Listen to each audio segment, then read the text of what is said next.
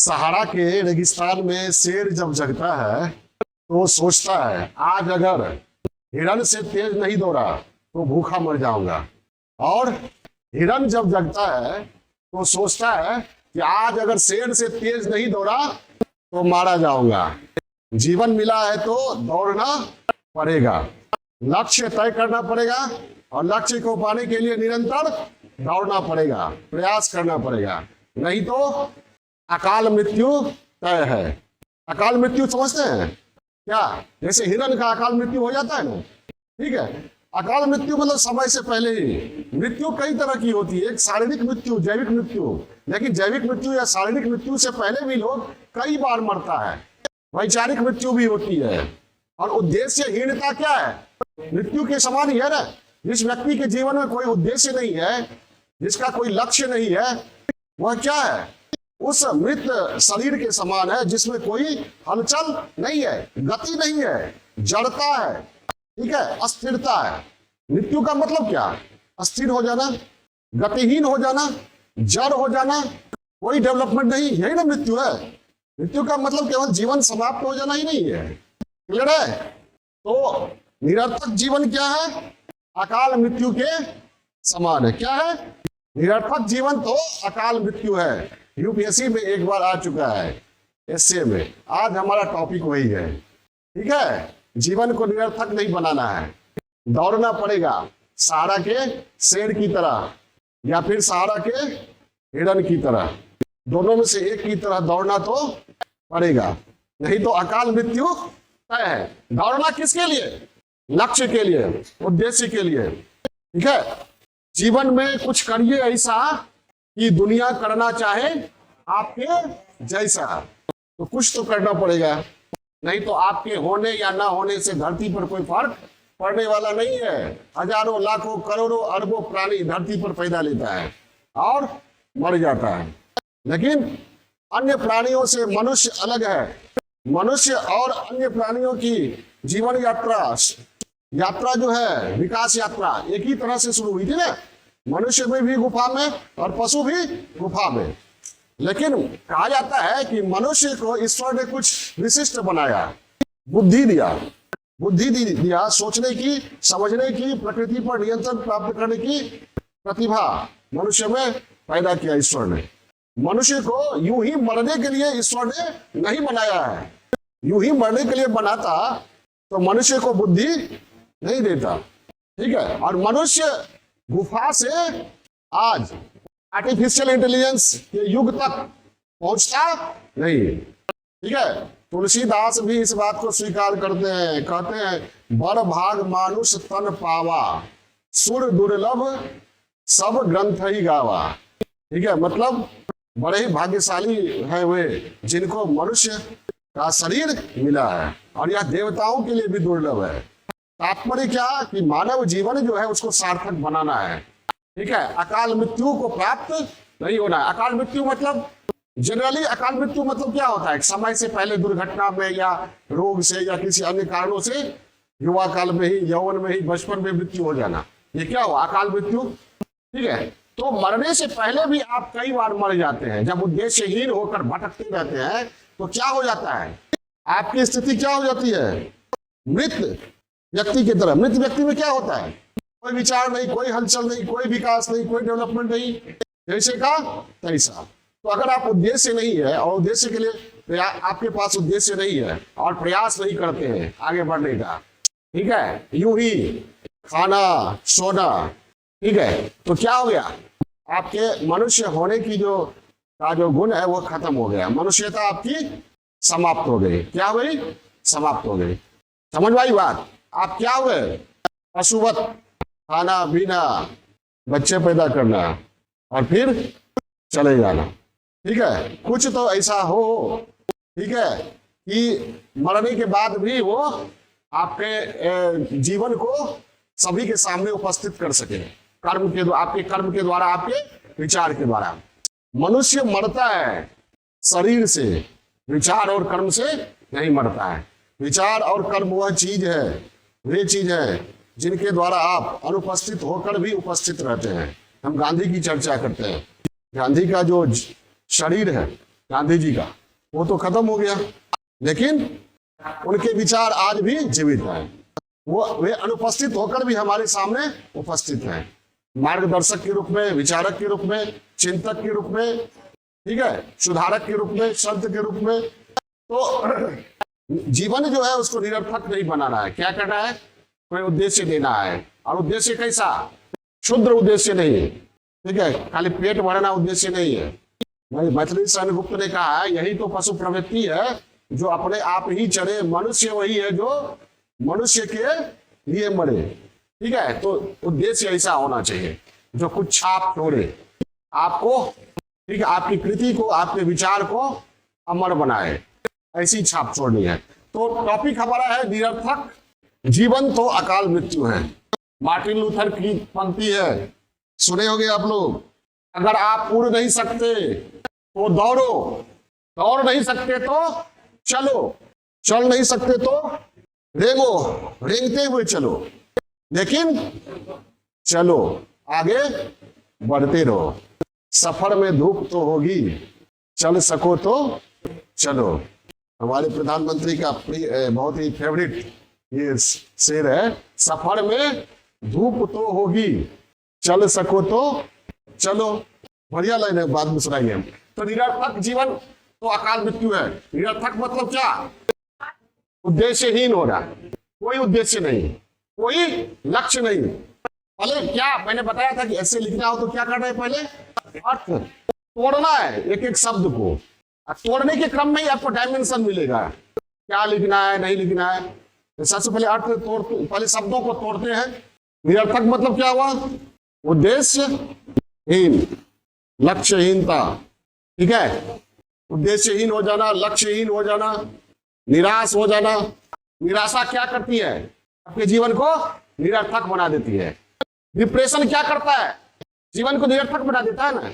Depression में इस हद तक लोग चले जाते हैं कि मानसिक इलाज करवाना पड़ता है। डिप्रेशन वो है जो आपको मार देता है, जिंदा रहना ही नहीं देता। जीवित रहने का प्रमाण क्या है? आपके जीवन में कुछ नया हो।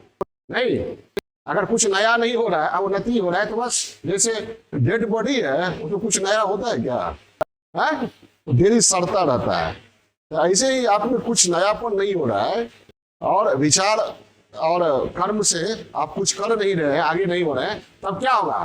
तो आगे नहीं हो रहे तो यही होगा ना, पीछे होइएगा, या फिर खड़े वहीं पर रहिएगा, या तो डेड रहिएगा या सड़ेगा, सड़ा रहेगा आपके विचार में, शरीर में। जिसमें डेड बॉडी का होता है ना, डेड बॉडी का क्या होता है? उसका होना ना होना कोई फर्क नहीं पड़ता है। डेड बॉडी का मतलब ना, उसी तरह जब आपके होने ना होने से कोई फर्क नहीं पड़े तो समझ जाइए क्या जीवन, तो कुछ तो करना पड़ेगा। ठीक है, हरिवंश राय बच्चन की का एक कविता अग्निपथ। ये महान दृश्य है, चल रहा मनुष्य है, अश्रु स्वेद शोणित से लखपथ, अग्निपथ अग्निपथ अग्निपथ। सुने, चलना तो पड़ेगा, और उसमें आंसू भी आएंगे। स्वेद मतलब पसीना, और शोणित लहू। फिर भी इन तीनों चीज से लथपथ होकर भी क्या चलना पड़ेगा, और तभी वो चलने का दृश्य जो है वह महान बनेगा। ये महान दृश्य है, चल रहा मनुष्य है। ठीक है, गांधी जी बुढ़ापे में भी लंबा लंबा डग मार रहे थे दांडी की ओर, साबरमती से। ठीक है, कितना सुंदर दृश्य था। क्यों? उसमें कोई उद्देश्य था क्या? इतने बड़े भूभाग को ब्रिटिश साम्राज्य के चंगुल से आजाद कराना। तो दौड़ना तो पड़ेगा, चलना तो पड़ेगा, लक्ष्य निर्धारित करना पड़ेगा, नहीं तो फिर अकाल मृत्यु है। क्लियर है? बहुत आसान है। तो निराश या अवसाद में घिर गए, अवसाद में चले गए तो निरर्थक जीवन हो गया। हार कर बैठ जाना और निरर्थक होता है उसका जीवन, जो कुछ करता नहीं है, आराम से वही है वही जो राम रचि रखा। अजगर करे न चाकरी, पंछी करे न काम, 8 खंड 9 द्वीप के सबके दाता राम। नहीं समझे?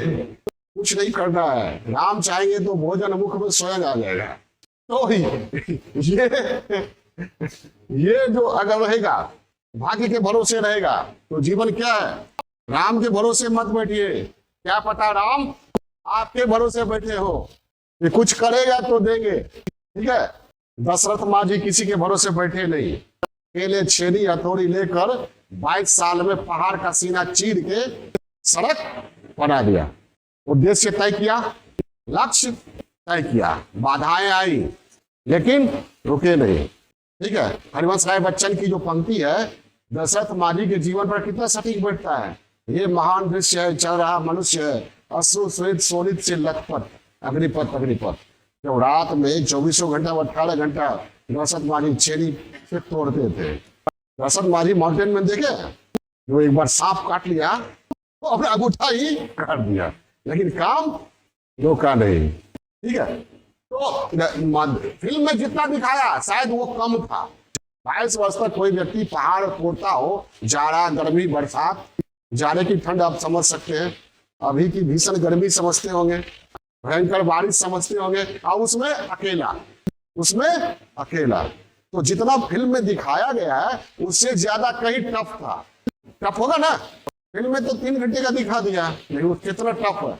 22 साल नेल्सन मंडेला 27 साल जेल में रहे, लेकिन लक्ष्य था सामने। ठीक है, अपने लक्ष्य से विचलित नहीं हुए, सरकार के सामने झुके नहीं। अगर झुक जाते तो पहले ही रिहा हो जाते। 27 साल तक अंततः सरकार को झुकना पड़ा। ठीक है, तो लक्ष्य तो तय करना पड़ेगा, लेकिन लक्ष्य कैसा होना चाहिए? महान लक्ष्य होना चाहिए, क्षुद्र लक्ष्य नहीं होना चाहिए। ठीक है, तो ये भाग्य के भरोसे नहीं बैठना है।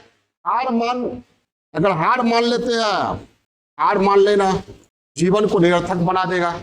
ठीक है, अब हमसे नहीं होगा तो रहिए वही जहां है वही, अब हमसे नहीं होगा तो रहिए जहां है वही। ठीक है, ईश्वर ने जीवन दिया है तो अनेक क्षेत्र है, एक क्षेत्र में अगर असफल हो जाते हैं, दूसरा क्षेत्र है, तीसरा क्षेत्र है, लेकिन जब तक सांस तब तक आस, जब तक शिखा में भी प्राण है तब तक आगे बढ़ने का प्रयास करते रहना। ठीक है, भगत सिंह, सरदार भगत सिंह को कौन नहीं जानता हिंदुस्तान में। ठीक है, उनको फांसी पर चढ़ाने के लिए जल्लाद आया, बोला समय हो गया है, तो उन्होंने क्या कहा? किसको पढ़ रहे थे वो? लेनिन को, लेनिन या मेजिनी, लेनिन को पढ़ रहे थे, तो उन्होंने क्या कहा? रुक जाओ, एक क्रांतिकारी दूसरे क्रांतिकारी से मिल रहा है। मतलब जानने की और इतनी कर्मठता कि अंतिम समय में भी कुछ ही क्षणों के बाद उनका जीवन समाप्त होने वाला है, लेकिन कोई परवाह नहीं है, कोई शिकन नहीं है, कोई परवाह नहीं है, कोई शिकन नहीं है। अपनी माँ से क्या कहा उन्होंने? तुम रोओगी तो लोग क्या कहेंगे? भगत सिंह की माँ रो रही है। ठीक है, इसलिए तुमको नहीं रोना है। तो ये है संघर्ष, लगातार संघर्ष करना पड़ेगा अपने उद्देश्य की प्राप्ति के लिए। और जीवन मतलब क्या? गतिशीलता, यही ना? जीवन मतलब गतिशीलता, गतिशीलता खत्म, जीवन खत्म। कुआं का पानी क्या होता है? सड़ जाता है, स्वच्छ नहीं रहता है। नदी का पानी स्वच्छ रहता है, झरने का पानी स्वच्छ रहता है। एक छोटी सी कहानी है, छोटी सी कहानी मतलब प्रसंग समझिए। झरने से कुएं ने कहा, बहन दिन रात मेहनत करती हो, चलती ही रहती हो, झड़ती ही रहती हो। ठीक है, पहाड़ी नदी चलती है तो बीच में झरना बन जाता है। ठीक है, तो रुक जाओ, थोड़ी देर विश्राम करो, मेरे पास बैठो, स्थिर रहो। तो झरने ने कहा, नदी ने कहा, छोटी नदी ने कहा, रुकूंगी तो इधर उधर भटकूंगी, रुकूंगी, रुकने पर क्या होगा? इधर उधर भटके ना, भटकूंगी। चलूंगी तो मंजिल की तरफ, रास्ता, दूरी कम होता जाएगा, रास्ता तय होगा। ठीक है, और रुकना मेरा लक्ष्य नहीं है, मेरा लक्ष्य महासागर है, महासागर है, दूरी बहुत बड़ी है। रुकूंगी तो भटकूंगी, चलूंगी तो दूरी कम होगा। और फिर चुपचाप झरना चलता रहा, वह सोचते रहे, वहीं पर रहे, अस्थिर रहे। तो जीवन का मतलब क्या? गतिशीलता, विकास, परिवर्तन। जीवन का मतलब ये हुआ ना, निरंतरता। अकाल मृत्यु मतलब क्या? समय से पहले। और मृत्यु मतलब क्या? समाप्त, अंत, गतिहीनता, हार मान लेना। हार मान लेना क्या है? मौत ही है ना। हार मान लेना क्या है? मौत। पृथ्वीराज चौहान से गोरी हार गया, हार लेकिन माना नहीं। हार मानता तो मौत ही हो जाती उसकी। फिर प्रयास किया। जड़ता, अस्थिरता, विनाश। लिख लिए? क्लियर हुआ? तो अर्थ क्या हो गया कि अगर जीवन में उद्देश्य नहीं है, ठीक है, तो जीवन का अंत तय है। जीवन में क्या रहेगी? गतिहीनता रहेगी, गतिशीलता नहीं। हार का सामना करना पड़ेगा, जड़ता को स्वीकार करना पड़ेगा, अस्थिरता को स्वीकार करना पड़ेगा। निराशा आ गई तो अस्थिरता तय है, अवसाद आ गया तो हार तय है, भाग्य के भरोसे बैठ गए, हार तय है। ठीक है, समय से पहले मृत्यु तय है। कैसे मृत्यु? मानसिक स्तर पर, शारीरिक स्तर पर आपका गरिमा हनन होना भी एक क्या है? मृत्यु ही है। तो ये है। तो कहने का तात्पर्य ये कि जीवन में उद्देश्य होना चाहिए। क्या होना चाहिए? उद्देश्य होना चाहिए। जिसके जीवन में कोई उद्देश्य नहीं है वह क्या है? उसके होने या होने से धरती पर, मानव समाज पर कोई फर्क नहीं पड़ता है। ठीक है, उद्देश्यहीनता जड़ता की स्थिति को लाती है, जीवन को गतिहीन बना देती है, जीवन को गतिहीन बना देती है, शिथिल बना देती है, और विकास की जगह जीवन में धीरे धीरे विनाश के पहलू समाहित होने लगते हैं। तो यही है कि उद्देश्य क्या करना पड़ेगा? पहचानना पड़ेगा। उद्देश्य पहचानना पड़ेगा, उद्देश्य निर्धारित करना पड़ेगा, और उद्देश्य के लिए प्रयास करना पड़ेगा। ठीक है, अब यह है कि उद्देश्य के लिए प्रयास करना पड़ेगा, तो उद्देश्य कैसा होना चाहिए? कैसा होना चाहिए? ये भी तो है। उद्देश्य मारकाट होना चाहिए। उद्देश्य ये भी, उद्देश्य ऐसा हो जो क्षुद्र स्वार्थ से परे हो। उद्देश्य केवल लड़का को पटाना या लड़की को पटाना नहीं। ठीक है, उद्देश्य आगे भी। प्रेम ही करना है तो समाज से प्रेम करे, राष्ट्र से प्रेम करे, देश से प्रेम करे, केवल व्यक्तिगत प्रेम तक सीमित नहीं रहे। लेकिन क्या होता है, कभी कभी उद्देश्य, लोग किसी लड़की को अचीव करना, उसके प्यार को पाना ही उद्देश्य जीवन का मान लेता है, और अगर नहीं मिला तो क्या? सुसाइड। तो ये भी देखना पड़ेगा।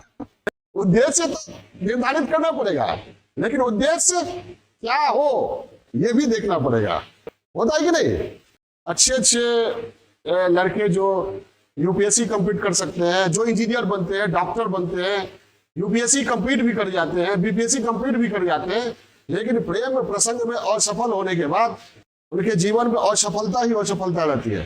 कई लोग आत्महत्या कर लेते हैं, कई लोग जीवन भर निराशा, उनके पद पर होने या न होने से जनता को कोई फर्क नहीं पड़ता, क्योंकि व्यक्तिगत जीवन में ही डूबा हुआ है। समझ में आई बात? तो उद्देश्य क्या था उसका? संकुचित था ना। तो भले और क्षेत्र में सफल हो भी गया, लेकिन उद्देश्य वो नहीं है, उद्देश्य बड़ा नहीं है। ठीक है, एक फिल्म देखा है ना आप लोगों ने, क्या यही प्यार है? उसमें क्या है? उद्देश्य केवल उसका ये हो जाता है कि लड़की के प्यार को प्राप्त करना है, और उसी में वह रहता है, और उसी के शोक में उसका भाई चला जाता है, एक्सीडेंट हो जाता है, उसके बड़े भाई की मृत्यु हो जाती है। तब उसे लगता है क्या यही प्यार है? प्यार ही जीवन है, प्यार ही जीवन तो है, लेकिन एक के प्रति प्यार नहीं। ठीक है, एक लफ्ज मोहब्बत का अजब फसाना है, बराबर हम बोलते हैं। सिमटे तो दिले आशिक, फैले तो जमाना है। तो अगर एक के प्रति ही हो लक्ष्य, ठीक है, मोहब्बत, तो क्या है? वो संकुचित है। और विस्तार कीजिए तो तो क्या करना है? प्रेम में असफल होकर जीवन बर्बाद नहीं करना है। तो क्या करना है फिर? प्रेम को छोड़ देना है। क्या करना है? प्रेम को छोड़ देना है। बिना प्रेम के जीवन सफल हो सकता है? तो क्या करना है? अगर प्रेम प्रसंग में आप असफल हो जाते हैं तो क्या करना है? प्रेम का विस्तार करना है। पढ़ाई से प्रेम, अपने लक्ष्य, यूपीएससी कंप्लीट करना, सीएम बनना, पीएम बनना, ये प्रेम हो सकता है, ये लक्ष्य हो सकता है ना, उससे प्रेम करेंगे। Set the target, hit the target. Target कोई और हो जाएगा। जीवन केवल एक लड़की या एक लड़का के लिए नहीं है, केवल लड़की के जीवन में ऐसी बात हो, ऐसी बात नहीं, लड़के के जीवन में भी होता है। किसी किसी लड़की के साथ भी ऐसा होता है, लड़के के कारण पागल हो जाती है, घर छोड़ देती है, सारा कुछ डुबा देती है। लड़का भी ऐसा करता है लड़की के कारण। ऐसे क्या मान चला रहे हो? अपना अपना अनुभव चेहरे पर बिखेर रहा है। ठीक है, तो ये तय करना पड़ेगा, उद्देश्य पहचानना पड़ेगा, आपका उद्देश्य क्या है। जब पहचानिएगा तो उसको समय देना है। किसको? उद्देश्य को, ना कि उसको छोड़कर बाकी चीज को समय दे रहे हैं, बाकी चीज के लिए पागल हो रहे हैं। ठीक है, 24 घंटा में 18 घंटा बतिया रहे हैं। तो आपको उद्देश्य तय करना पड़ेगा ना। तो केवल उद्देश्य मतलब उद्देश्य तय करना ही काफी नहीं है, उद्देश्य को पहचानना, उद्देश्य क्या हो ये भी समझना पड़ेगा। तो उद्देश्य क्या हो, छोटा उद्देश्य नहीं होना चाहिए, बड़ा उद्देश्य। यूपीएससी कंप्लीट करना भी एक उद्देश्य है। ठीक है, आप कंप्लीट कर जाते हैं तो कुछ समाज के लिए, जहां भी जाए लोगों के लिए कुछ कर सकते हैं ना। तो वो क्या हो गया, आप कंप्लीट करते हैं तो केवल आपका व्यक्तिगत लाभ नहीं होता है, अब समाज के लिए आपने कुछ करने की क्षमता, कुछ करने का अधिकार, कुछ करने की शक्ति प्राप्त होती है, तो आप वो कर सकते हैं। लेकिन भाई उद्देश्य अगर संकुचित है कि नौकरी में गए और बंगला बना लेना है, ठीक है, हो सके तो मर्सिडीज किस तरह मिले ये प्रयास करना है, अब क्या होगा, उद्देश्य क्या, सफल तो हो गए लेकिन संकुचित रहा उद्देश्य। उद्देश्य क्या होना चाहिए, शुद्ध स्वार्थ से ऊपर। और जब उद्देश्य की प्राप्ति के लिए आगे बढ़ेंगे तो क्या होगा, बाधाएं आएंगी, तो बाधाओं से घबराना नहीं है। अश्रु श्वेत शोणित से लथपथ, अग्निपथ अग्निपथ अग्निपथ, लहरों से डरकर नौका पार नहीं होती, कुछ किए बिना जय जयकार नहीं होती। जितना हम शेरो शायरी कविता और बोल रहे हैं वो इस निबंध के लिए बोल रहे हैं, आप लोग केवल सुन रहे हैं। अच्छा, रिकॉर्डिंग और बाद में भी लिख सकते हैं, लेकिन ये सब लिखिएगा, ठीक है। तो उद्देश्य के रास्ते में आप अकेले पढ़ सकते हैं, कोई साथ नहीं देगा, फिर भी रुकना नहीं है। गांधी जी अकेले पढ़ गए जीवन के अंतिम क्षणों में, बस एक गीत, तो डाक के सुने ना तुम एकला चलो रे, तुम्हारी आवाज कोई सुने नहीं फिर भी अकेले चलो। ये किसकी पंक्ति है, रविन्द्रनाथ टैगोर की है। और महात्मा गांधी के अंतिम क्षणों में ये उनका प्यारा गीत था।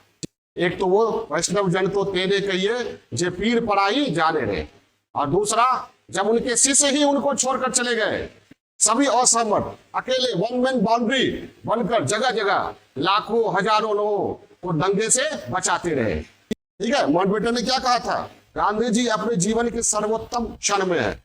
ठीक है, पहले तो विचार से या आंदोलन से और अनुयायियों के साथ रहते थे, अब अकेले धोती लाठी दांत, तीन ही चीज रह गया था गांधी जी के पास, क्या, धोती लाठी और दांत, और एक दो अनुयायी लेकर चलते रहते थे।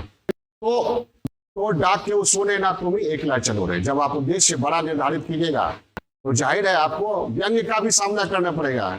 बहुत बड़का ख्वाब देखा है, ठीक है, अभी तक इसके खानदान में तो कोई बना नहीं, या इतना बड़ा पूरा कैसे अचीव कर लेगा, मगर बहुत तरह की बातें सुननी पड़ेगी। और महान लक्ष्य हो तो और भी ज्यादा अकेलापन झेलना पड़ेगा, लेकिन हारना नहीं है। रविन्द्रनाथ टैगोर की पंक्ति क्या, तो डाक के सुने ना तुम ही एकला चलो रे। ठीक है, आगे बढ़ते रहिए, धीरे धीरे लोग साथ आते जाएंगे, कारवां बनता जाएगा, और मंजिल पर जब आप पहुंचेंगे तो कारवां का लीडर होंगे आप, और नहीं चलेंगे तो क्या होगा, जहां है वहीं रहेंगे, जहां है वहीं रहेंगे।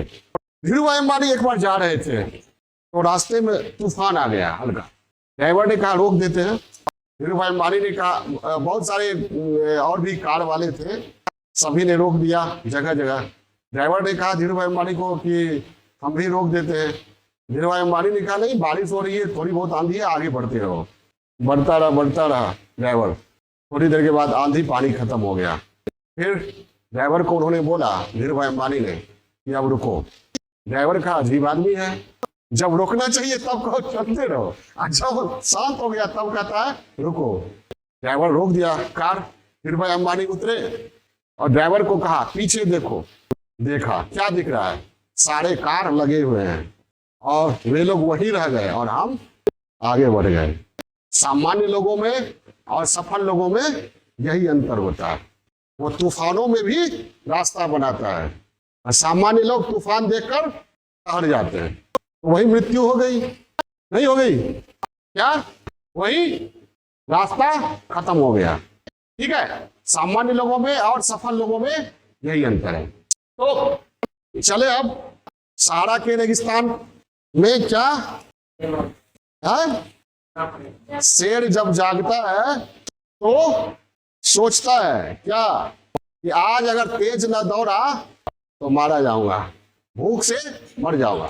हिरण जगता है तो सोचता है कि अगर शेर से तेज नहीं दौड़ा तो मारा जाऊंगा। यानी जीवन मिला है तो दौड़ना पड़ेगा, लक्ष्य को तय करना पड़ेगा, अन्यथा लक्ष्य के बिना, उद्देश्य के बिना अकाल मृत्यु तय है। लिखिए, यहीं से शुरू करते हैं। लाइन ठीक है ना? मार्टिन लूथर की जो पंक्ति है वो भी शुरू कर सकते हैं कि अगर आप उड़ नहीं सकते तो दौड़ो, दौड़ नहीं सकते तो चलो, चल नहीं सकते हो तो रेंगते हुए चलो, लेकिन आगे बढ़ो, रुको नहीं, क्योंकि रुकना क्या है? मृत्यु है। रुकना क्या है? मृत्यु है। आगे बढ़ते रहना है। वीर तुम बढ़े चलो, वीर तुम धीर तुम बढ़े चलो, सामने पहाड़ हो, सिंह की धार हो, तुम निडर डरो नहीं। तो उसके बाद क्या? बचपन में पढ़े थे ना, तो अब आप लोग खुद भी लिख सकते हैं। हम थोड़ा थोड़ा हिंट देके लिखा दे रहे हैं और अपने हाँ ब्रेन स्टॉर्म हो, ये हो गया ना। इसके बाद क्या करना है? ब्रेन स्टॉर्म करते हैं। ठीक है, ब्रेन स्टॉर्म करते हैं। ब्रेन स्टॉर्म भूमिका, भूमिका में बहुत सारा बता दिए हैं। मार्टिन लूथर की अगर उड़ नहीं सकते हो तो चलो दौड़ो, दौड़ नहीं सकते हो तो चलो, अगर आप उड़ नहीं सकते तो दौड़े, लिख ही लीजिए, काम है। और जो कोटेशन है वो कोई जरूरी नहीं इसी लेख में काम आएगा, कहीं और भी काम आ सकता है। अगर आप उड़ नहीं सकते तो दौड़े, दौड़ नहीं सकते तो चले। एक बात जान लीजिए, हम लोअर मिडिल क्लास के लोग हैं, तो इस क्लास में क्या होता है कि आप जब बड़ा उद्देश्य निर्धारित करते हैं तो व्यंग्य का शिकार होना पड़ता है, अकेलापन झेलना पड़ता है, और अगर देरी हुई तो आलोचना झेलना पड़ेगा। ये आलोचना, ये व्यंग्य, ये सब क्या है? बाधाएं हैं, ये सबको झेलना पड़ा होगा। नेल्सन मंडेला 27 साल तक जेल में थे, जवानी उन्होंने क्या किया? खत्म कर दिया। उनको कितना सुनना पड़ता होगा? अरे मान लो क्या जवानी खत्म हो रहा है, जीवन खत्म हो रहा है, सुनना पड़ता होगा ना। लेकिन लक्ष्य से उन्होंने नहीं भटकने का निर्णय लिया, अंत में उनकी जीत पक्की हुई। गांधी जी खींच कर ट्रेन से उतार दिया गया है, प्रसंग जानते हैं ना? और है कि जाएंगे तो उसी से ये हाँ फर्स्ट क्लास में ही, अंत में सीट देना पड़ा दूसरी ट्रेन में। तो एक जिद्दीपन होना चाहिए, जिद्दीपना किसके लिए? लक्ष्य के लिए। I want, I want, I want, no matter what, मुझे चाहिए, मुझे चाहिए, मुझे चाहिए, चाहे जो हो जाए। ये सवाल कर, ये एटीट्यूड रखना पड़ेगा, तभी कुछ मिलेगा। मिडिल क्लास के स्टूडेंट्स को बहुत ये करना पड़ता है, संघर्ष, बहुत जूझना पड़ता है। और आप आशा मत रखिए प्रशंसा का, आशा मत रखिए प्रशंसा का, हौसला बढ़ाने कोई आएगा, आप गिरिएगा तो खुद उठना पड़ेगा, खुद गंदगी झाड़ना पड़ेगा, कोई उंगली पकड़ के उठाएगा नहीं, अपना पीठ खुद थपथपाना पड़ेगा। ठीक है, तो इसलिए मार्टिन लूथर कहते हैं आप उड़ नहीं सकते तो दौड़े, दौड़ नहीं सकते तो चले, अगर चल भी नहीं सकते तो रेंगते हुए चले, लेकिन हमेशा आगे बढ़ते रहे, लेकिन हमेशा आगे बढ़ते रहे। भूमिका में वहां से भी शुरू कर सकते हैं। सहारा के रेगिस्तान में शेर जब जगता है, देखिएगा ये आगे बढ़ जाए। सहारा के रेगिस्तान में शेर जब जगता है तो सोचता है आज अगर हिरण से तेज नहीं दौड़ा, शेर का टारगेट क्या हो गया? हिरण से तेज दौड़ने का। हिरण से तेज नहीं दौड़ा तो भूखा मर जाऊंगा। और हिरण जब जागता है तो सोचता है अगर शेर से तेज नहीं दौड़ा तो अकाल मौत मारा जाऊंगा। यानी हिरण का टारगेट क्या हो गया? दोनों का टारगेट फिक्स। जीवन को आगे बढ़ाने के लिए क्या करना पड़ेगा? शेर को हिरण से तेज दौड़ना है और हिरण को शेर से तेज दौड़ना है, लेकिन लक्ष्य तो तय करना पड़ेगा, लक्ष्य तो तय करना पड़ेगा। ठीक है, और वो भूमिका में वो भी दे सकते हैं, ये महान दृश्य है, चल रहा मनुष्य है, अश्रु स्वेद शोणित से लथपथ, अग्निपथ अग्निपथ अग्निपथ, ये भी दे सकते हैं। ये महान दृश्य है, चल रहा मनुष्य है, अश्रु स्वेद शोणित से लथपथ लथपथ लथपथ, अग्निपथ अग्निपथ अग्निपथ।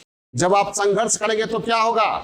असफलता मिलेगी तो आंसू, तब आंसू बहाना पड़ेगा। जब परिश्रम करेंगे तो स्वेद मतलब पसीना, और जब लोगों की आलोचना झेलेंगे, आलोचनाओं के तीर, तो वो हो गया शोणित। अश्रु स्वेद शोणित का मतलब समझिए, एक संघर्षशील व्यक्ति के जीवन में तीनों आता है। कौन कौन?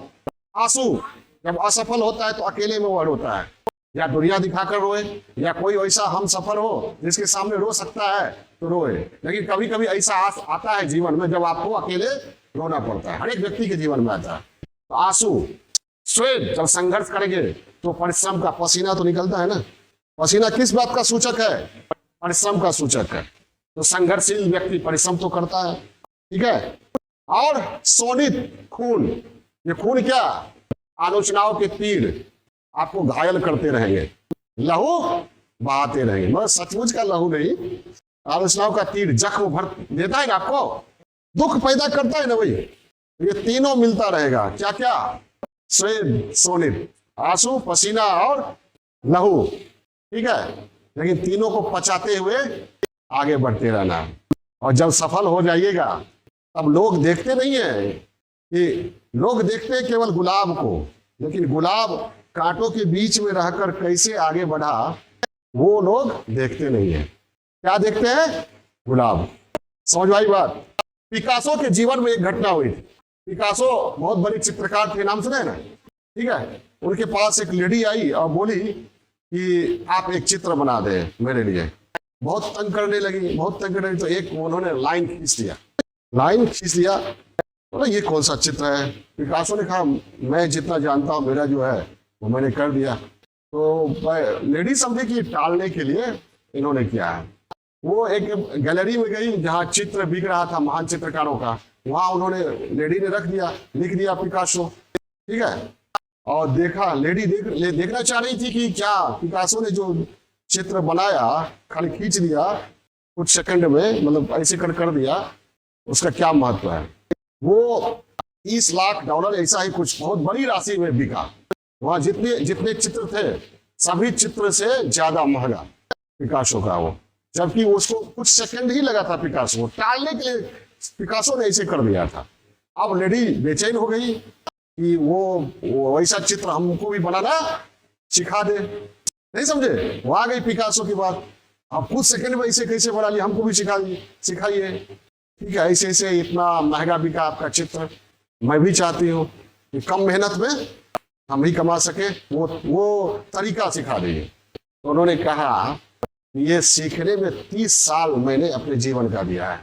तो आपने तो वो सेकंड देखा ना, उस सेकंड के पीछे 30 साल का परिश्रम नहीं देखा है, आंसू स्वेद शोणित नहीं देखा है। 30 साल में पिकासो को क्या क्या झेलना पड़ा होगा ना। सफलता तुरंत तो नहीं मिली होगी, बंद कोठरी में परिश्रम करना पड़ता होगा।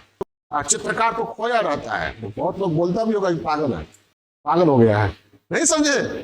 ठीक है, जब आप रात दिन पढ़िएगा तो लोग कहते भी पागल हो गया है, नहीं हो रहा है ना, तो अब सोच लिया है कि या तो करेंगे या मरेंगे। ठीक, तो ये है। तो लोग क्या देखते हैं?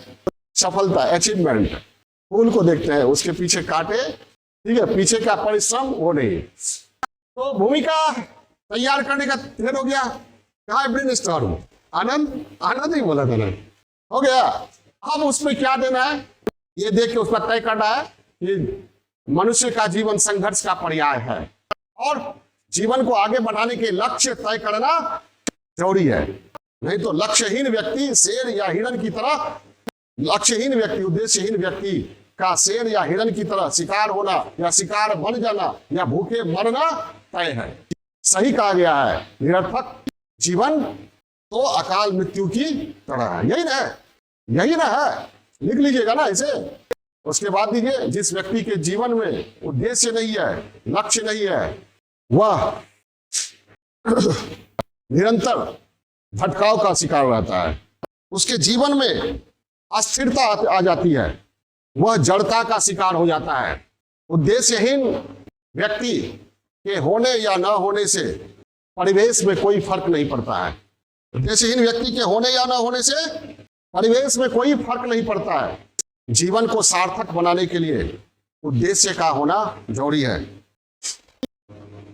उद्देश्य के अभाव में व्यक्ति कुछ भी सार्थक प्रयास नहीं कर पाता है।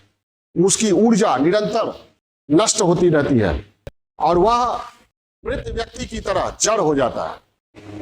मृत व्यक्ति की तरह जड़ हो जाता है। अब वहां पर क्या करना है? अब क्या बताया था मैंने? उद्देश्य होना चाहिए, नहीं तो क्या है? जीवन व्यर्थ है। क्या है? जीवन व्यर्थ है। और उद्देश्य क्या होना चाहिए? अब क्या, कैसा उद्देश्य होना चाहिए तय करना पड़ेगा ना। ऐसा होना चाहिए जिससे कुछ समाज का, ठीक है, कम से कम एक व्यक्ति के चेहरे पर मुस्कान ला सके। कुछ ऐसा उद्देश्य होना चाहिए कि प्रत्येक दिन कम से कम एक व्यक्ति को के चेहरे पर, दुखी व्यक्ति, गरीब व्यक्ति, विपन्न व्यक्ति, निराश व्यक्ति के चेहरे पर मुस्कान ला सके। अब मुस्कान कैसा? दिखावटी नहीं। पैसा देते हैं तो मुस्कुराओ, फोटो खींचते हैं, नहीं लोग फोटो खींचते हैं ना, तो लोगों को पैसा देकर कोई सड़क किनारा उसको देके आप फोटो खींचते हैं, हम इसको दे रहे हैं, वीडियो भी बनाते हैं, देखें, तो वो मुस्कान नहीं, सच्ची मुस्कान, ठीक है। तो इसके लिए कुछ करना पड़ेगा। यानी उद्देश्य जो है वह क्या हो? छोटा नहीं, क्षुद्र स्वार्थ से परे बड़ा उद्देश्य होना चाहिए। क्या होना चाहिए? बड़ा उद्देश्य होना चाहिए, ठीक है। मैथिली सनगुप्त की रचना क्या है? यही तो पशु प्रवृत्ति है जो अपने आप ही चले। मनुष्य वही है जो मनुष्य के लिए मरे। एक मनुष्य का उद्देश्य क्या होना चाहिए? मनुष्यता के लिए मरने जीने का उद्देश्य होना चाहिए। भले संख्या में कम है, हम गांधी नहीं हो सकते हैं, हम मार्टिन लूथर नहीं हो सकते हैं, ठीक है, लेकिन जहां है वहां कुछ लोगों के लिए तो हो सकते हैं। नहीं समझे? कुछ करोड़ नहीं, कुछ हजार, कुछ लोगों के चेहरे पर तो मुस्कान ला सकते हैं। समझ आई बात? लेकिन कुछ तो करे, हाथ पर हाथ धरकर बैठे नहीं रहे, केवल अपने लिए ही न जिए। केवल भोजन करना, सोना, वासना की पूर्ति करना, यही जीवन का उद्देश्य नहीं होना चाहिए। ये तो पशु भी करता है, तो फिर पशु और मनुष्य में क्या अंतर आ गया? ठीक है, तो फिर नेक्स्ट डायमेंशन क्या हो गया? डायमेंशन भी बताते ही जाते हैं। भूमिका हो गया, उसके बाद क्या कि उद्देश्य होना चाहिए। अब क्या उद्देश्य किस तरह का होना चाहिए? ठीक है, नेक्स्ट उद्देश्य तय करते हुए पैरा चेंज करें। यह ध्यान देना भी जरूरी है कि उद्देश्य क्षुद्र स्वार्थ से परे हो। केवल भोजन, वस्त्र, आवास, पद प्राप्त करना ही उद्देश्य नहीं होना चाहिए। उद्देश्य में मनुष्यता के लिए मरने जीने का भाव होना चाहिए। एक मिनट, आप कहिएगा सर हम लोग तो यूपीएससी यूपीएससी हम लोग का उद्देश्य है, तो ये उद्देश्य कैसे बनाएंगे हम लोग? मनुष्यता के लिए मरने जीने, नहीं समझे? यूपीएससी कंप्लीट करना है, डीएम बनना है, डिप्टी कलेक्टर बनना है बीपीएससी, तो फिर वो उद्देश्य कैसे होगा? उद्देश्य होगा नहीं। जहां आप हैं वहीं पर मनुष्यता के लिए कुछ कर सकते हैं। दो तरीका है पद पर रहते हुए, या तो अपना घर भरिए या समाज के लिए कुछ कीजिए। तो बहुत लोगों का उद्देश्य क्या होता है? यूपीएससी कंप्लीट करना नहीं, कंप्लीट करने के बाद क्या क्या करना है पहले से बहुत लोग प्लान बना लेते हैं, ठीक है। पद का जो चॉइस होता है वो भी तय करता है। तो आप क्या, तो उद्देश्य क्या होना चाहिए? अल्टीमेट उद्देश्य क्या होना चाहिए? चरम उद्देश्य।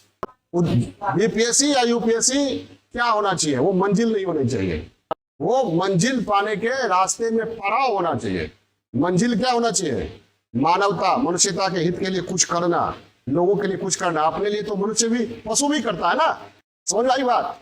जैसे आपको घर जाना है तो मंजिल क्या है? घर है। अब बारिश आ गई तो कहीं छत के नीचे रुक जाते हैं ना, वो छत आपका घर तो नहीं होता है ना, वो क्या है? घर तक पहुंचने के रास्ते में पड़ा हुआ है। तो यूपीएससी बीपीएससी क्या होना चाहिए? पड़ा होना चाहिए। मंजिल वो नहीं होनी चाहिए। मंजिल क्या होना चाहिए? मानवता के लिए, समाज के लिए, देश के लिए कुछ करे, ये मंजिल होना चाहिए। ठीक है, अगर हमारे मुख्यमंत्री है रहे लालू यादव, प्रधानमंत्री है नरेंद्र मोदी, इस तरह के और भी राजनेता हैं, इनका उद्देश्य क्या लगता है आपको? बहुत छोटा था, बहुत छोटा था। जिस परिवेश से ये लोग आए, ठीक है, उद्देश्य छोटा हो सकता था, हो सकता था ना, कोई दुकान खोलकर दुकानदारी कर लेना, है परिवार बसा लेना, बस उतना ही, परिवार के लिए जीना मरना। लेकिन उद्देश्य छोटा नहीं था, उद्देश्य बड़ा था। तो अपने जीवन में इन लोगों ने सफलता प्राप्त किया। क्लियर है? तो क्या लिखिए, जितना बोल रहे हैं नहीं भी लिखा रहे, सुन रहे हैं ना, वो सब हो गया, लिख सकते हैं। बाद में अपना रिकॉर्ड है, रिकॉर्ड हो ही रहा है, लिखते रहिएगा, थोड़ा थोड़ा लिखाते रहेंगे, नहीं पूरा लिखाएंगे। देखिए क्या लिखा, मरने जीने का भाव होना चाहिए। ठीक है, मनुष्य का उद्देश्य, मनुष्य के उद्देश्य में दूसरों के सुख से सुखी होने, दूसरों के दुख से दुखी होने का भाव होना चाहिए। केवल स्वयं के भौतिक उपलब्धि पर केंद्रित नहीं होना चाहिए। स्वयं के भौतिक उपलब्धि समझिए ना, बढ़िया कार हो, मोबाइल हो, कपड़ा हो, भोजन हो, भौतिक उपलब्धि पर केंद्रित नहीं होना चाहिए। मैथिली शरण गुप्त के शब्दों में, यही तो पशु प्रवृत्ति है जो अपने आप ही चरे, मनुष्य वही है जो मनुष्य के लिए मरे। ब्रेन स्टॉर्म भी करते जा रहे हैं। तो क्या हुआ? उद्देश्य होना चाहिए। उसके बाद उद्देश्य कैसा होना चाहिए? मानव कल्याण, मानवता के हित से जुड़ा हुआ होना चाहिए। क्लियर है? आप एग्जाम्पल दीजिए, अनंत उदाहरण है सामाजिक जीवन में। मदर टेरेसा, मलाला यूसुफजई, मलाला यूसुफजई के जीवन में आया ना, बहुत बड़ी तो नहीं थी, गोली का शिकार होना पड़ा, लेकिन झुकी नहीं। और आज दुनिया के करोड़ों लड़कियों के लिए, जिनके अभिभावक नहीं पढ़ाना चाहते हैं, जो परिवेश के कारण नहीं पढ़ पा रही है, उन सभी लड़कियों के लिए प्रेरणा स्रोत है। कौन? मलाला। बहुत ही जटिल परिवेश में मलाला की पढ़ाई लिखाई हो रही थी ना। मलाला छोड़ सकती थी, निश्चिंत होकर जीवन जी सकती थी, लेकिन संघर्ष किया और वह प्रेरणा स्रोत बन गई। मदर टेरेसा लक्ष्य निर्धारित किया, ठीक है, और लोगों से अलग हो गई। आज उनके कारण क्या हुआ? लाखों करोड़ों लोगों को जीवन दान मिला है। और आज भी उन्होंने जो ये संस्था की स्थापना किया, उनसे आज भी लोगों को, करोड़ों लोगों को जीवन दान मिल रहा है। ये हो गया सामाजिक जीवन में। ढेर सारा उदाहरण दे सकते हैं। कैलाश सत्यार्थी हैं, और कोई उदाहरण बताइए। और राजेंद्र सिंह का नाम सुने, इनको जल पुरुष कहा जाता है। कल भी परसों पटना में ही थे, आप लोगों ने इंटरव्यू देखा भी होगा। उन्होंने तय किया, तो बहुत सारे ऐसे उन्होंने तय किया जल संरक्षण का, ठीक है। और बहुत सारे ऐसे क्षेत्र हैं जहां उन्होंने चेक डैम बनवा करके क्षेत्र के लोगों को जल की कमी से जो जूझना पड़ता था, कष्ट झेलना पड़ता, उससे मुक्ति दिलाया। वाटरमैन कहा जाता है उनको, जल पुरुष कहा जाता है ना। सामाजिक जीवन में बहुत सारे लोग ऐसे हैं जिन्होंने लक्ष्य तय किया और आगे बढ़े। राजनीतिक जीवन में गांधी, जब उन्हें ट्रेन से उतार दिया गया तो उन्होंने तय किया नस्ल भेद के विरुद्ध, गुलामी के विरुद्ध संघर्ष करना। और दक्षिण अफ्रीका से लेकर इंडिया तक, चंपारण से लेकर भारत छोड़ो तक, लिखते भी जाइए, खाली बोलेंगे लिखने के लिए तब लिखेंगे, लिखाएंगे नहीं, तक उन्होंने संघर्ष किया। और इस क्रम में कई आलोचनाओं का शिकार होना पड़ा, आंदोलन को वापस भी लेना पड़ा, आलोचनाएं झेलनी पड़ी, लेकिन सत्याग्रह का रास्ता उन्होंने छोड़ा नहीं। और अंततः उनके सत्याग्रह के अस्त्र के सहारे ही भारत को आजादी मिली। दक्षिण अफ्रीका में नेल्सन मंडेला ने अपने जीवन के आरंभिक क्षणों में ही तय कर लिया था, क्या? रंग भेद, नस्ल भेद को समाप्त करना है। और इसके लिए उन्होंने निरंतर संघर्ष किया। अपने जीवन के अनमोल 27 वर्ष उन्होंने जेल में गुजारा, लेकिन लक्ष्य से विचलित नहीं हुए। अंततः सरकार को उनके समक्ष झुकना पड़ा और रंग भेद, नस्ल भेद को समाप्त करना पड़ा। अमेरिका में Martin Luther king, Abraham Lincoln ने लक्ष्य बनाया रंग भेद, नस्ल भेद को समाप्त करने का। भले ही लिंकन गोली के शिकार हो गए, लेकिन उनकी महानता के सामने आज भी दुनिया नतमस्तक है। महानता के सामने आज भी दुनिया नतमस्तक है। भारत में आजादी के बाद जब लोकतंत्र पर कुठाराघात होने लगा, 1975 में आपातकाल की घोषणा कर दी गई, तब वयोवृद्ध जयप्रकाश नारायण ने लक्ष्य बनाया क्या? संपूर्ण क्रांति।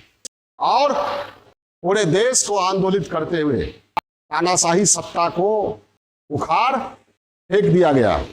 जेपी की क्रांति ने उस मानसिकता पर कुठाराघात किया जो लोकतंत्र को समाप्त कर तानाशाही को स्थापित करना चाहती है। जब भी भारत के इतिहास में लोकतंत्र पर कुठाराघात होगा तो कुठाराघात करने वाले जेपी के संपूर्ण क्रांति को याद कर जरूर डरेंगे। सामाजिक हो गया, राजनीतिक हो गया।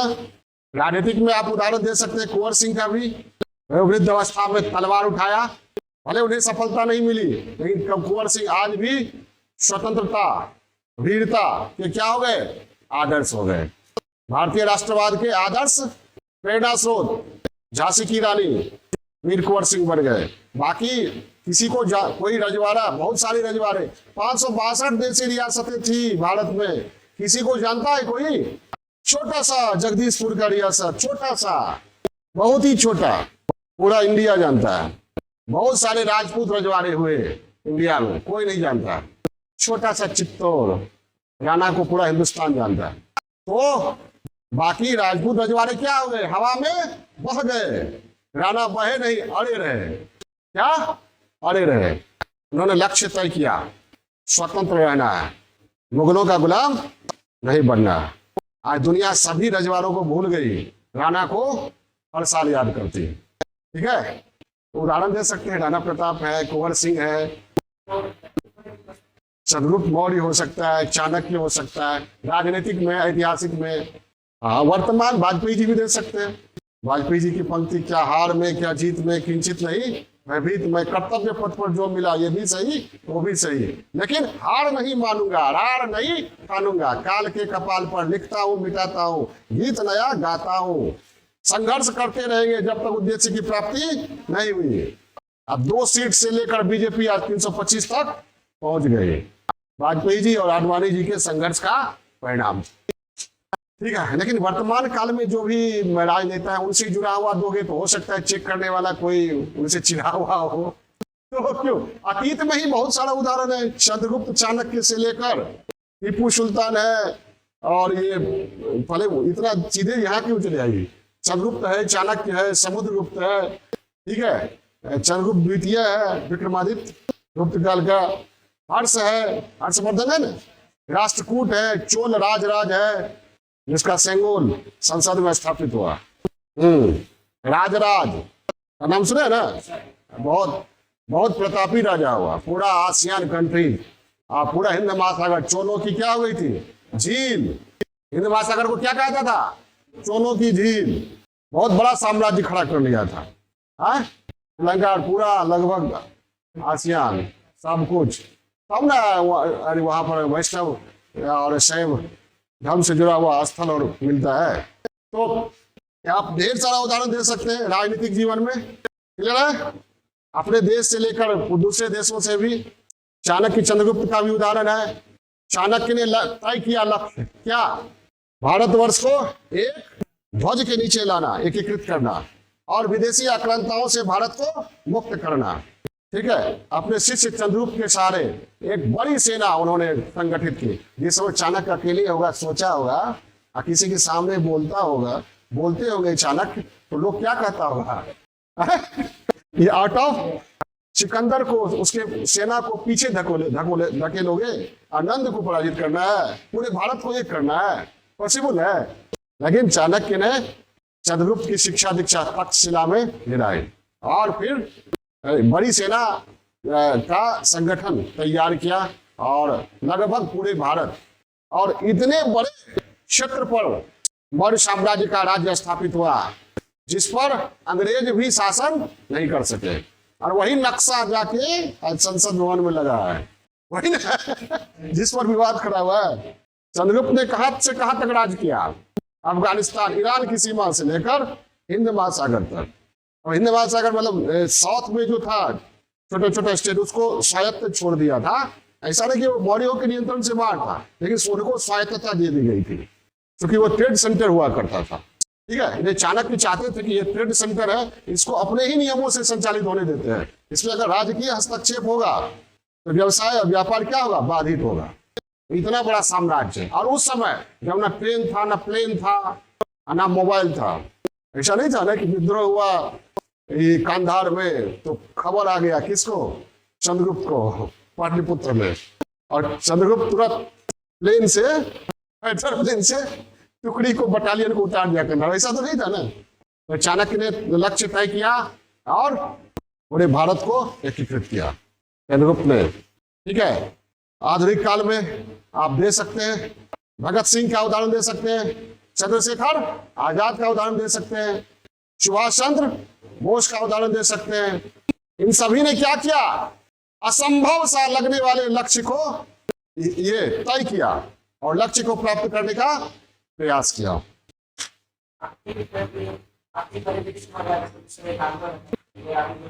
कुछ कुछ कोड में लिखते जाइए, नोट करते जाइए सब लोग। पूरा नहीं उतार सके तो कुछ तो लिखते जाइए, बाद में भर लीजिए। और ये रिकॉर्डिंग भी तो सुन के भर सकते हैं। आर्थिक क्षेत्र में आप देख सकते हैं, आर्थिक क्षेत्र में 1991 में जब भारत आर्थिक संकट के दौर से गुजर रहा था, तो आर्थिक संकट से उबर कर आर्थिक महाशक्ति बनने का लक्ष्य तय किया गया, और उसके अनुरूप आर्थिक लिखते रहो, छूट जाए तो छूट जाए, आर्थिक नीतियां बनाई गई। आज भारत विश्व में सबसे तेज गति से बढ़ने वाली अर्थव्यवस्थाओं में सबसे आगे है। राजनीतिक जीवन में आप बिस्मार्क को का भी दे सकते हैं। बिस्मार्क ने क्या किया था? जर्मनी का एकीकरण। काबुल ने क्या किया? इटली का एकीकरण। ये सब का उदाहरण दे सकते हैं। तो काबुल का जीवन सार्थक हुआ ना? गांधी का, जेपी का, सबकी चर्चा कर रहे हैं ना। और नहीं तो क्या होता? करोड़ों लोग मरते हैं, वो भी चले जाते हैं, कोई नहीं जानता। आध्यात्मिक जीवन में बुद्ध ने जीवन के परम सत्य को जानने का लक्ष्य, उद्देश्य निर्धारित किया, और ये उसका पूरा लिखोगे तब ना। क्या लिखे? परम सत्य जानने का लक्ष्य निर्धारित किया और इसके लिए निरंतर प्रयासशील रहे। अंततः उन्हें परम ज्ञान की प्राप्ति हुई और फिर बुद्धत्व से सारा विश्व प्रकाशित हुआ। क्या हुआ? सारा विश्व प्रकाशित हुआ। आज बुद्ध का धर्म पूरी दुनिया में व्याप्त है। अगर बुद्ध महल में ही रह जाते तो कोई जानता क्या? ईसा ने मानवता को शांति और अहिंसा से सराबोर करते हुए बेहतर बनाने का लक्ष्य निर्धारित किया। उनकी करुणा से आज सारा विश्व प्रभावित है। अनेक कबीलाओं में, अनेक कबीले में बटे लड़ने मरने वाले अरब लोगों को पैगंबर मोहम्मद ने संगठित करने और उनके जीवन को बेहतर बनाने का लक्ष्य निर्धारित किया,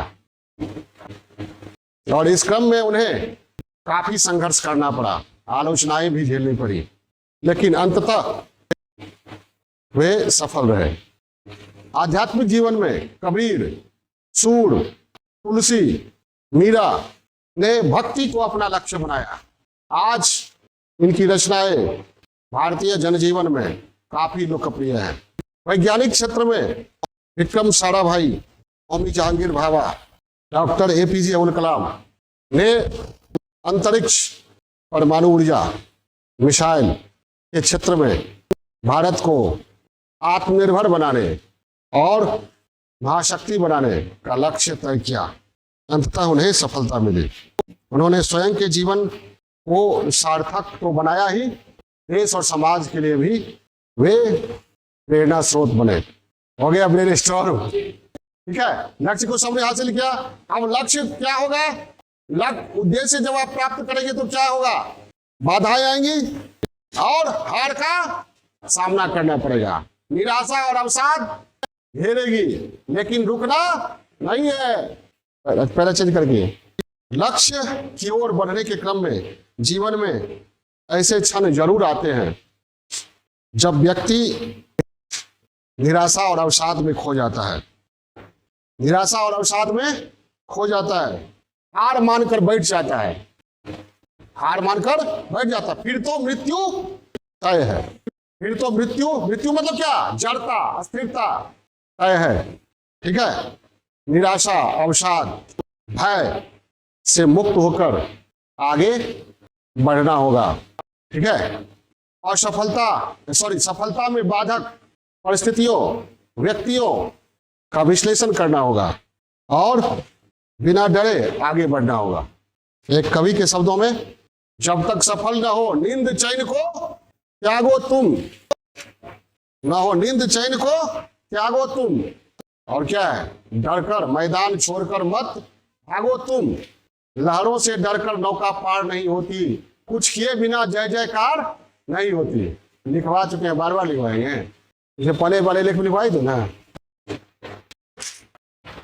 पहले चेंज, चलना तो पड़ेगा है, जीवन चलने का राम, चलते रहो सुबह शाम। बादल छट जाएगा मित्रा, नहीं गाना सुने हैं? जीवन चलने का नाम, चलते रहो सुबह शाम, बादल छट जाएगा मित्रा। ऐसे ही है, मैं जिंदगी का साथ निभाता चला गया। गाना सुने? मैं जिंदगी का साथ निभाता चला गया और हर फिक्र को धुएं में उड़ाता चला गया। जो मिल गया उसे मुकद्दर समझ लिया, जो खो गया उसे भुलाता चला गया। मैं जिंदगी का साथ निभाना, डरना नहीं है, निराश नहीं होना है, संघर्ष करते रहना है। जो मिल गया मुकद्दर समझ लिया, लेकिन मुकद्दर के सहारे नहीं बैठना है, आगे बढ़ते रहना। रुक जाना नहीं तू कहीं हार के, कांटों से चल के मिलेंगे साए पहाड़ के। गाना नहीं सुनिए? रुक जाना नहीं तू कहीं हार के, कांटों से चल के मिलेंगे साए बहार के। ठीक है। डरना नहीं है, विपत्ति जब आए, हार जब आए, तब भी पुरुषार्थ को जागृत रखना है। महाराज रामदास सिंह दिनकर की पंक्ति, सच है विपत्ति जब आती है कायर को ही कहलाती है, सुरमा एक न क्षण एक न धीरज खोते, विघ्नों को गले लगाते हैं, कांटों में राह बनाते हैं। ये सब कोटेशन दे सकते हैं, ये सब लिखवाए थे नहीं? ये 10वीं रति की लाइन है। आप उदाहरण में हिंदू जो संस्कृति है उससे जुड़े हुए मिथकीय पात्र जो है, एकलव्य का उदाहरण भी दे सकते हैं। द्रोणाचार्य ने शिक्षा नहीं दिया तो द्रोणाचार्य की मूर्ति बनाकर ही सर्वश्रेष्ठ धनुर्धर बन गया। ऐसा धनुर्धर बना कि द्रोणाचार्य ने जिसको शिक्षा दिया उसको भी पीछे छोड़ दिया। अर्जुन समझ ही नहीं पाया कौन सा बांध छोड़ा है कि कुत्ता घायल नहीं हुआ है, लेकिन कुत्ता का आवाज बंद हो गया। कहानी जानते हैं ना? एकलव्य ने कुत्ता को चुप कराया तीर मारकर, कुत्ता के मुंह में तीर चला गया, लेकिन कुत्ता को नुकसान नहीं पहुंचाया, खरोच भी नहीं, खाली वो बोल नहीं पा रहा था। अर्जुन को यही लगा, द्रोणाचार्य पर संदेह अर्जुन करने लगा कि हमसे भी प्रिय शिष्य है आपका कोई जिसे आपने सिखाया है, और द्रोणाचार्य को अर्जुन को बनाना था श्रेष्ठ धनुर्धर। एकलव्य से अंगूठा मांग लिया। तो जिस गुरु ने शिक्षा नहीं दिया उसी गुरु को अपना उद्देश्य प्राप्त करने के लिए शिष्य से अंगूठा मांगना पड़ा। अपना उद्देश्य क्या था गुरु जी का? अर्जुन को। कर्ण का उदाहरण दे सकते हैं, द्रोणाचार्य ने उदाहरण नहीं दिया तो झूठ बोलकर ही सही परशुराम को अपना गुरु बनाया, लेकिन श्रेष्ठ धनुर्धर बना। ठीक है। कृष्ण का उदाहरण दे सकते हैं, है कृष्ण का उदाहरण, माता पिता कारागार में पालन पोषण दूसरे के यहाँ, फिर भी कितने ढीठ थे, आगे बढ़ते रहे हैं और कभी पीछे मुड़कर नहीं देखा। जब आए युद्ध स्थल में तो बिना शस्त्र उठाए एक एक करके सभी का संहार। उपदेश दिया तो गीता का, जो आज भी, और वो भी कहा युद्ध भूमि में। ठीक है। इन्हें कहा जाता है गीता मत सुनिए, गीता सुनने के बाद क्या होता है? महाभारत। ये मजाक में कहा जाता है, ऐसी बात नहीं है। तो जैसे अर्जुन को भी क्या हो गया था, अर्जुन ने क्या कहा, हे कृष्ण हमसे ये नहीं होगा, अपने सगे संबंधियों पर हम तीर चलाए, हमारे पितामह हैं, हमारे बड़े पिता के पुत्र हैं। हम नहीं चाहेंगे कि हमारे बड़े पिता पुत्रहीन हो जाए, हमारी बड़ी माँ पुत्रहीन हो जाए। हम भीख मांग कर खा लेंगे, लेकिन हथियार नहीं उठाएंगे। ये क्या हो गया? अर्जुन का लक्ष्य खत्म हो गया। अगर ऐसा होता तो अर्जुन का जीवन क्या हो जाता? निरर्थक। तो कृष्ण ने क्या दिया? गीता का उपदेश। बोला क्यों? तुम अपने जीवन को सार्थक बनाना है तो न्यायार्थ स्वबंधु को भी दंड देना धर्म है। अहिंसा परमो धर्म, धर्म हिंसा तथैव च। ठीक है, तुम कहते हो हिंसा नहीं करेंगे अपनों के विरुद्ध या कुछ भी, लेकिन धर्म के लिए हिंसा करना पड़ेगा। धर्म के लिए हिंसा करना पड़ेगा, लड़ना पड़ेगा, और न्याय के लिए अपने भाई को भी दंड देना धर्म है, कर्तव्य है। हमारे यहाँ धर्म का मतलब क्या? कर्तव्य। तो ये हो गया ना क्या कि जब निराशा हो, अवसाद हो तो क्या करना है? बाधाओं का विश्लेषण करना है और फिर आगे बढ़ना है, डरना नहीं है। ठीक है, अब आइए कि उद्देश्यहीन व्यक्ति क्या होता है? जिसके पास उद्देश्य नहीं है, तो वो भी कहिएगा ना क्या होता है? स्वयं के लिए बोझ होता ही है, परिवार और समाज के लिए भी बोझ बन जाता है, और परिवेश में उसके होने से क्या होता है? नकारात्मक ऊर्जा चारों ओर प्रवाहित होती है। वो खुद भी नहीं करेगा, आपको भी कहेगा अरे हम तो इतना दिन चांस दिए, होगा नहीं किया, तुमसे होगा, नहीं समझे? और एक किताब पढ़ने से कुछ होगा तो वो 10 किताब आपको बता देगा, क्योंकि वो उसी रास्ते से गुजरा है ना। समझ भाई बात। तो जो जिसके जीवन में उद्देश्य नहीं होता है, लक्ष्यहीन व्यक्ति होता है, भटका हुआ व्यक्ति होता है, वह क्या करेगा? दूसरे को भी भटकाएगा, निगेटिविटी फैलाएगा, समाज और परिवेश के विकास को अवरुद्ध कर देगा। देखिए, उद्देश्यहीन व्यक्ति स्वयं के लिए, परिवार, समाज के लिए बोझ बनकर रह जाता है, बोझ बनकर रह जाता है। उसकी निर्भरता, उसकी पर निर्भरता परिवेश में विकास के कदम को अवरुद्ध कर देती है। वह शारीरिक रूप से जीवित रहते हुए भी मरणशील हो जाता है। उद्देश्य प्राप्ति के लिए श्रम, संघर्ष और उद्देश्य की स्पष्टता होना काफी जरूरी है। श्रम, संघर्ष और उद्देश्य की स्पष्टता होना काफी जरूरी है, और इस दिशा में निरंतर कर्मण्यता बनाए रखना अपरिहार्य है। और उद्देश्य पाने के क्रम में क्या करना होगा? जो भी परिवेश में जो कुछ है उसे सीख लेना पड़ेगा कि उद्देश्य की प्राप्ति कैसे हो। स्वयं को जीवंत बनाए रखने के लिए स्वयं तक ही सीमित नहीं रहना है। ठीक है, सभ्यताएं जिन्होंने स्वयं तक सीमित रखा अपने आप को बुद्धि या उपलब्धि के स्तर पर, वे नष्ट होती गई। भारत आज भी जीवित है। क्यों?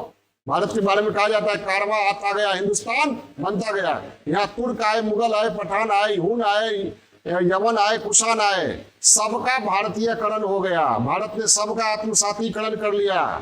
ठीक है, सबके देवताओं को अपने देवताओं से मिला लिया। हम तो बराबर कहते कि पैगंबर मोहम्मद का अगर फोटो होता तो साईं बाबा के तरह वो अभी कहीं विराजमान होते हैं।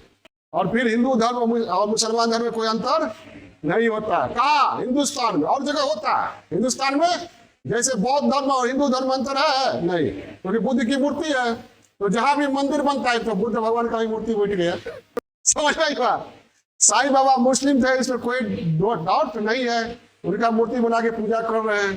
तो पैगंबर मोहम्मद का कोई मूर्ति आ जाए फोटो, तो उसका भी हिंदू उनको भी स्थापित करके पूजा करना आरंभ कर देगा।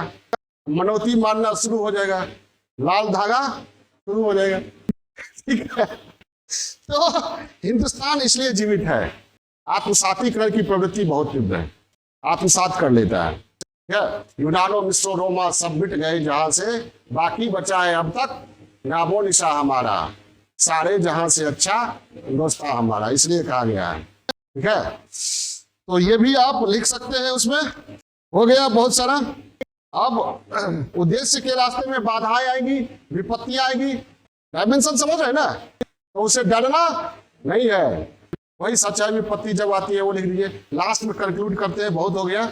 जितना हम एनालिसिस किए हैं, जो बोले हैं बार बार सुनिएगा, शानदार लेख तैयार हो जाएगा। अब बहुत ये टफ नहीं था, टफ नहीं है ना, यूपीएससी में पूछा गया है, लेकिन अमूर्त विचार पर आधारित है। कहाँ चला गया भाई, इतना ही किए थे, इतना ही किए थे। और तो आप लिख सकते हैं, ठीक है। कल भी एक ऐसा ही कोई यूपीएससी का टॉपिक लेकर आएंगे, हम कल भी एनालिसिस करेंगे। आज इसको कंक्लूड करते हैं क्या जी। अब युग जो है, वर्तमान युग, वह क्या है, प्रतिस्पर्धा का युग में है, युग है। इसमें अगर लक्ष्य को तय करने में देरी किए तो पीछे, ऐसा वैसा नहीं है, इतना पीछे हो जाइएगा कि बढ़ते बढ़ते फिर पूरा जीवन कम पड़ जाएगा। इसलिए जल्दी लक्ष्य तय करना है, और जल्दी लक्ष्य तय करना है, और सबसे तेज, सबसे आगे और सबसे पहले वाले मूड में परिश्रम करना है। क्या?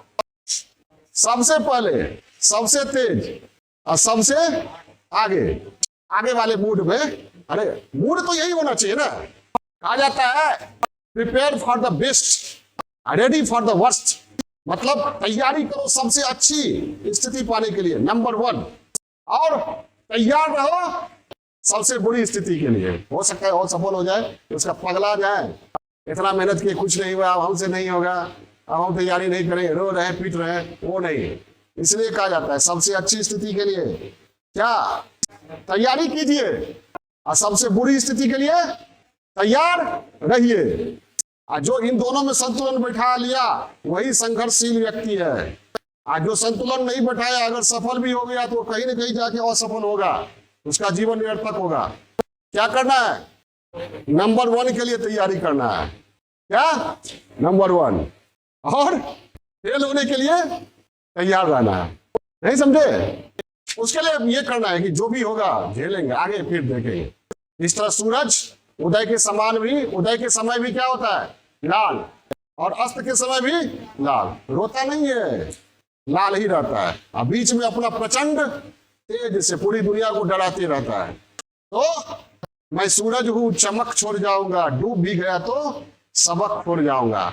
ये कब कह सकते हैं आप? जब लक्ष्य कुछ कीजिएगा तब ना, चमक छोड़िएगा। तो इस 2 लाइन से इस एसे को खत्म करना है। प्रतिस्पर्धा के युग में स्वयं के जीवन को सार्थक बनाने के लिए लक्ष्य को पहचानना होगा, पहचानना होगा, निर्धारित करना होगा। और लक्ष्य कैसा होना चाहिए? बड़ा। लक्ष्य क्षुद्र स्वार्थ आधारित नहीं, बड़ा होना चाहिए। लक्ष्य क्षुद्र स्वार्थ पर आधारित नहीं, बड़ा होना चाहिए। और बड़े लक्ष्य की प्राप्ति के लिए संघर्ष भी बड़ा होगा, लेकिन डरना नहीं है। मानवता के विकास में अमिट छाप छोड़ना है। शरीर का अंत हो जाए, लेकिन विचार और कर्म के प्रभाव के रूप में हमारी उपस्थिति शाश्वत बनी रह सकती है। समझ गए? कुछ करिए ऐसा कि दुनिया करना चाहे आपके जैसा। अंत में मैं सूरज हूं, चमक छोड़ जाऊंगा, डूब भी गया तो सबक छोड़ जाऊंगा। तो आप लोगों में जोश भरने के लिए आज हम ये लाए थे। फिर कल नया टॉपिक। क्या? इसको लिख लीजिएगा आप लोग ना।